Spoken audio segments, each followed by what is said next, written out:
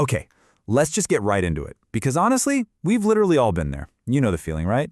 You're standing in the kitchen or maybe sitting in the car, and suddenly it hits you. You're having the exact same argument you had last week. And the month before that.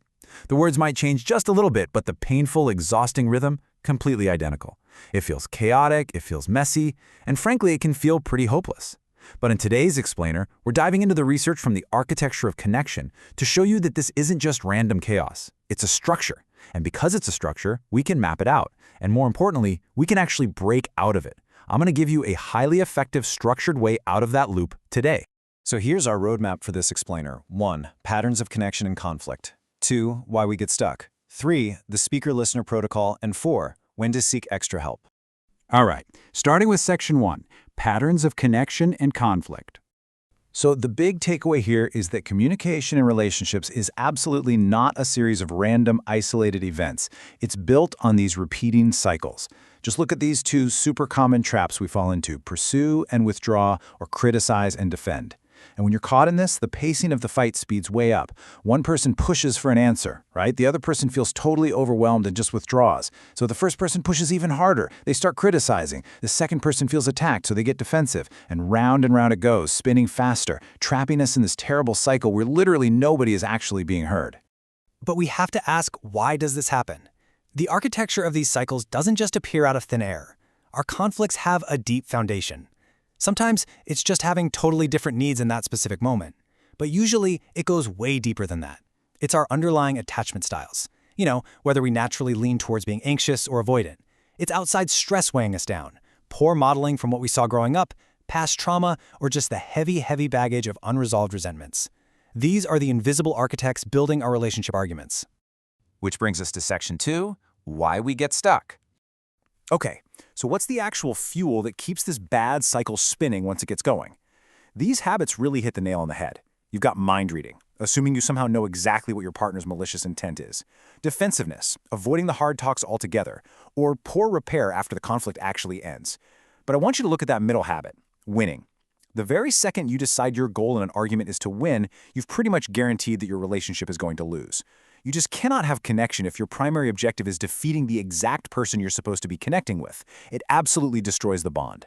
So how do we hit the brakes? We have to escape the cycle with structured skills. We have to replace all that avoidance, that quick defensiveness, and that really toxic need to win with active, learned skills. The source material points to things like assertiveness, listening, de-escalation, and making agreements. But how do we actually do that when we're in the heat of the moment and our heart is racing?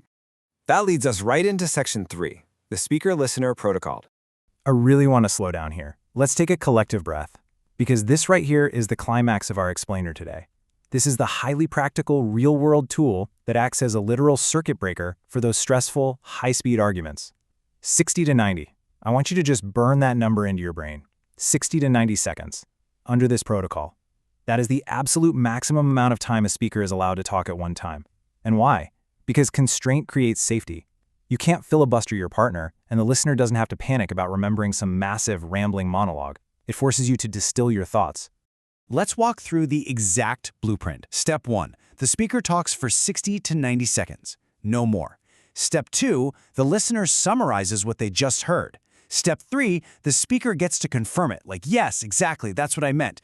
Or they correct it, like, actually, no, you missed this one part. And then step 4, you switch roles. It is a rigid, strict pattern interruption. It literally forces those fast, chaotic loops we talked about earlier to grind to a slow, manageable, and highly deliberate halt. And right here, this is the absolute magic phrase for step 2. What I hear you saying is.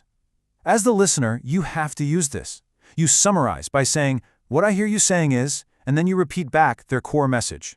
This is a game changer. It proves you're actually absorbing their 60 to 90 seconds of information rather than just, sitting there silently preparing your epic defense for when it's your turn to talk. It creates instant validation. Now, the speaker-listener protocol is the engine, for sure, but it works best when you pair it with these complementary techniques. Using I statements like, I feel overwhelmed, instead of pointing fingers with, you never help. Providing those active listening reflections, taking the time to verify intent, meaning pausing to check if what you assume they meant is actually what they meant. And finally, sitting down for a conflict debrief when you're both totally calm to make sure the repair is fully complete. Let's move on to section 4, when to seek extra help. We definitely need to be realistic here about when a communication protocol just isn't enough. If your relationship involves emotional or physical abuse, intimidation, repeated infidelity with zero repair, or chronic conflict that is actively destroying your health or impacting your kids, listen, these are major red flags.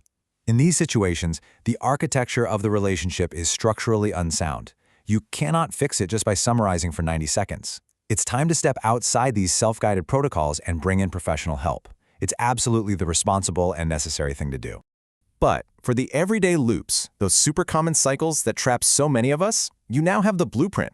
The speaker-listener protocol is right there waiting in your toolbox. So I'm going to leave you with this question, directly from the heart of our explainer today.